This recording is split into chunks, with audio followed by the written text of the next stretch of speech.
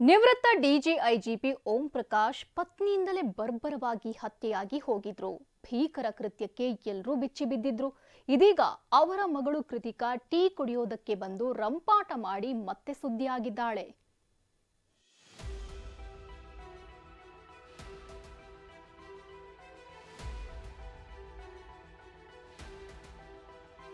Piece piece Nandini ಬೂತ್ನಲ್ಲಿದ್ದ ವಸ್ತುಗಳೆಲ್ಲವೂ ಚಲ್ಲಾಪಿಲ್ಲಿಯಾಗಿವೆ.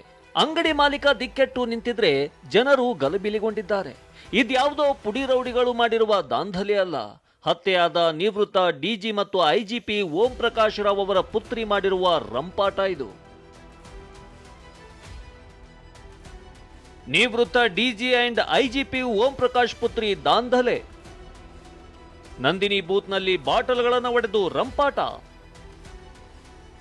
ಹೀಗೆ ಸೊಂಟದ ಮೇಲೆ ಕೈ ಇಟ್ಕೊಂಡು ಅತ್ತಿಂದಿತ್ತ ಇತ್ತಿಂದತ್ತ ಹೆಜ್ಜೆ ಹಾಕ್ತಿರುವ ಈಕೆ ಪತ್ನಿಯಿಂದಲೇ ಕೊಲೆಯಾದ ನಿವೃತ್ತ DG and IGP Om Prakash ಮಗಳು ಕೃತಿಕಾ. ಜೂನ್ 30ರಂದು ಸಂಜೆ HSR ಲೇಔಟ್ನಲ್ಲಿ ನಂದಿನಿ ಬೂತ್ಗೆ ಕೃತಿಕಾ ಬಂದಿದ್ಲು. ಪಾರ್ಲರ್ ಎದುರು ಕಾಫಿ ಕುಡಿಯುತ್ತಾ ನಿಂತಿದ್ಲು. ಮೇಡಮ್ ಸ್ವಲ್ಪ ಪಕ್ಕ ನಿಂತ್ಕೊಳ್ಳಿ ಅಂತ ಅಂಗಡಿ ಮಾಲೀಕ ಹೇಳಿದ್ದಾನೆ. ಇಷ್ಟಕ್ಕೆ ಕೋಪಗೊಂಡ ಕೃತಿಕಾ ಪಾರ್ಲರ್ನಲ್ಲಿದ್ದ ಗಾಜಿನ ಬಾಟಲ್ಗಳು, ಕೈಗೆ ಸಿಕ್ಕ ವಸ್ತುಗಳನ್ನ ಧ್ವಂಸ ಮಾಡಿದ್ದಾಳೆ. ಸೋಮವಾರ ಸಾಯಂಕಾಲ ಏನಿಲ್ಲ, ಟೀ ಕೊಡ್ತಾ ಇದ್ದೆ. ಮೇಡಮ್ ಬಂದರು, ಚೂರು ಸೈಡ್ಗೆ ಹೋಗಿ ಅಂದೆ, ಅಷ್ಟೇ, ಇನ್ನೇನಾಗಿಲ್ಲ. ಅವರು ಇದು ಏಕೆ ಇದು ಮಾಡಿದ್ರು ಅಷ್ಟೇ. ಯಾವತ್ತೋ 10 days 15 days ಒಂದ್ಸರಿ ಬರೋದು. ಬಂದರೆ ಟೀಗೆ ಕುಡ್ಕೊಂಡು ಹೋಗೋರು ಅಷ್ಟೇ, ಏನು ಮಾಡ್ತಿರಲಿಲ್ಲ ಪಾಪ. ಬರೋರು ಹೋಗೋರು ಅಷ್ಟೇ, ಯಾವತ್ತೋ 10 days 15 days ಒಂದ್ಸರಿ. ಕೃತಿಕಾ ಮಾಡಿದ ರಾದ್ಧಾಂತ ನೋಡಿ ಜನ ಭಯಗೊಂಡಿದ್ರು. ಹೊಯ್ಸಳ ಬೀಟ್ ಪೊಲೀಸರು ಮಾಹಿತಿ ತಿಳಿದು ಸ್ಥಳಕ್ಕೆ ಬರುವಷ್ಟರಲ್ಲಿ ಕೃತಿಕಾ ಮನೆಗೆ ಹೋಗಿದ್ದಾಳಂತೆ. ಸಾಕಷ್ಟು ಬಾರಿ ಇದೇ ಪಾರ್ಲರ್ಗೆ ಬಂದು ಕೃತಿಕಾ ಟೀ ಕಾಫಿ ಸೇವಿಸುತ್ತಿದ್ಲಂತೆ. ಇನ್ನು ಘಟನೆ ಸಂಬಂಧ ನಂದಿನಿ ಪಾರ್ಲರ್ ಮಾಲೀಕ HSR ಲೇಔಟ್ ಠಾಣೆಗೆ ದೂರು ನೀಡಿದ್ದಾನೆ.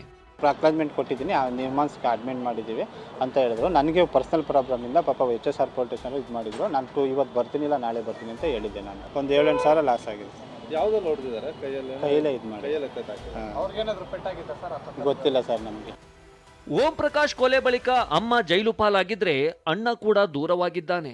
ಇದೆಲ್ಲದರಿಂದ ಕೃತಿಕಾ ಮಾನಸಿಕ ಖಿನ್ನತೆಗೆ ಒಳಗಾಗಿದ್ದಾಳೆ ಎನ್ನಲಾಗ್ತಿದೆ. ನಿಮ್ಹಾನ್ಸ್ ಆಸ್ಪತ್ರೆಯಲ್ಲಿ ದಾಖಲಿಸಿ ಪೊಲೀಸರು ಚಿಕಿತ್ಸೆ ಕೊಡಿಸಿದ್ದಾರಂತೆ. ರಾಜಪ್ಪಾಜಿ ನಾಯಕ್, TV9 ಬೆಂಗಳೂರು.